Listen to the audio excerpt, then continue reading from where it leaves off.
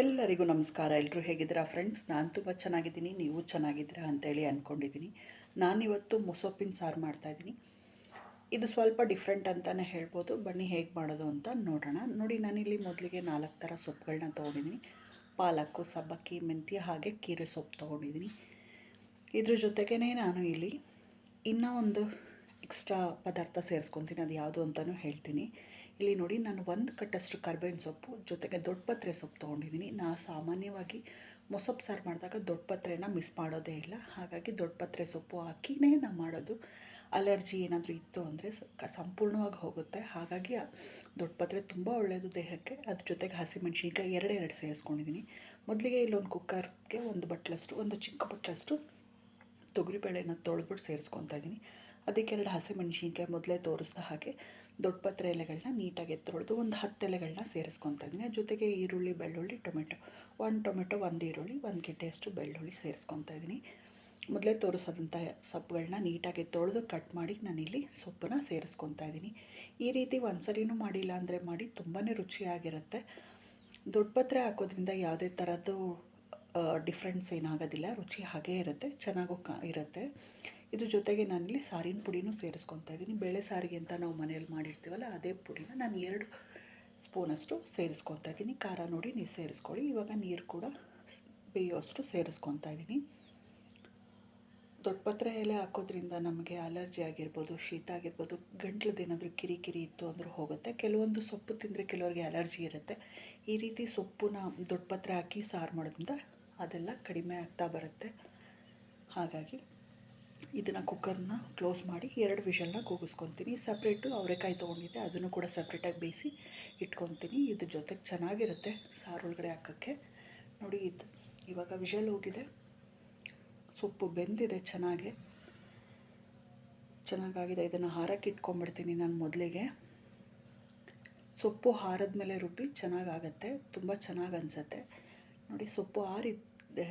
ಈ ಕಡೆ ನಾನು ಒಗ್ಗರಣೆಗೂ ರೆಡಿ ಮಾಡ್ಕೊಂಡಿದ್ದೀನಿ. 1 ಟೇಬಲ್ ಸ್ಪೂನ್ ಎಣ್ಣೆ ಹಾಕಿ ಮೊದಲಿಗೆ ಸಾಸಿವೆ ಮತ್ತು ಜೀರಿಗೆ ಸೇರಿಸ್ಕೊತಾ ಇದ್ದೀನಿ.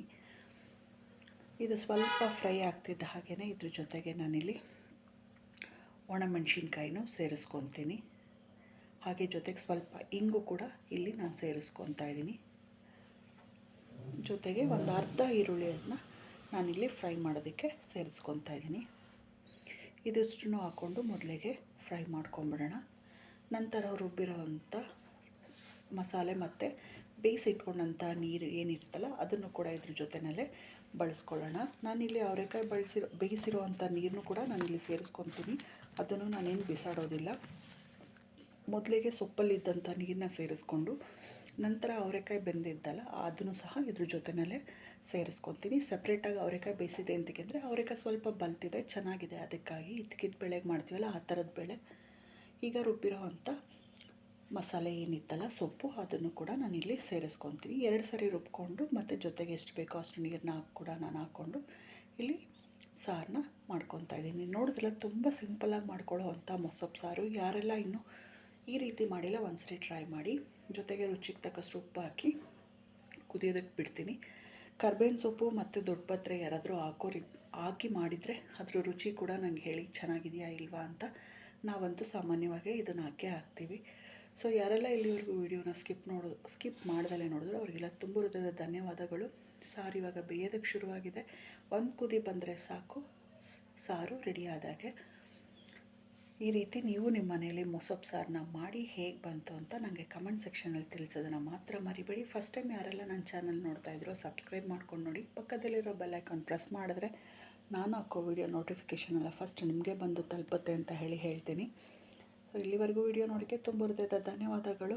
ಸಾರಂತೂ ಚೆನ್ನಾಗಿ ಬೆಂದಿದೆ, ಒಳ್ಳೆ ಘಮ ಬರ್ತಾಯಿದೆ. ಒಂದು ಕಡೆ ನಾನು ಮುದ್ದೆಗೂ ಸಹ ರೆಡಿ ಮಾಡಿ ಇಟ್ಕೊಂಡಿದ್ದೀನಿ. ಇದ್ರ ಜೊತೆಯಲ್ಲಿ ಮುದ್ದೆ ಇದ್ದರೆ ತುಂಬ ಚೆನ್ನಾಗಿರುತ್ತೆ. ಮಧ್ಯಾಹ್ನಕ್ಕಾಗಲಿ ರಾತ್ರಿಗಾಗಲಿ ಈ ರೀತಿ ಸಾರು ಮಾಡಿ, ತುಂಬ ರುಚಿ ಇರುತ್ತೆ. ಸೊಪ್ಪು ಆರೋಗ್ಯಕ್ಕೆ ತುಂಬಾ ಒಳ್ಳೆಯದು ಅಂತ ಹೇಳ್ತಾ ನನ್ನ ವಿಡಿಯೋ ನೋಡಿ ಇದೇ ಥರ ಸಪೋರ್ಟ್ ಮಾಡ್ತೀರಿ. ನಾನು ಮೊದಲು ಹೇಳ್ದಂಗೆ ಇದಕ್ಕೆ ಮುದ್ದೆನ ರೆಡಿ ಮಾಡ್ಕೊಂಡಿದ್ದೆ. ಸೊ ಮುದ್ದೆ ಜೊತೆಯಲ್ಲಿ ಈ ಸಾರು ತುಂಬ ರುಚಿಯಾಗಿರುತ್ತೆ. ನೀವು ಒಂದ್ಸರಿ ಟ್ರೈ ಮಾಡಿ ಹೇಗೆ ಬಂತು ಅಂತ ತಿಳಿಸೋದನ್ನು ಮಾತ್ರ ಮರಿಬೇಡಿ. ವಿಡಿಯೋ ನೋಡೋಕ್ಕೆ ತುಂಬ ಹೃದಯದ ಧನ್ಯವಾದಗಳು. Thank you so much friends. ಇದೇ ಥರ ನನಗೆ ಸಪೋರ್ಟ್ ಮಾಡ್ತಾಯಿರಿ. ಹೊಸ ವಿಡಿಯೋಸ್ ನಾನು ಹಾಕ್ತಾ ಇರ್ತೀನಿ. Thank you.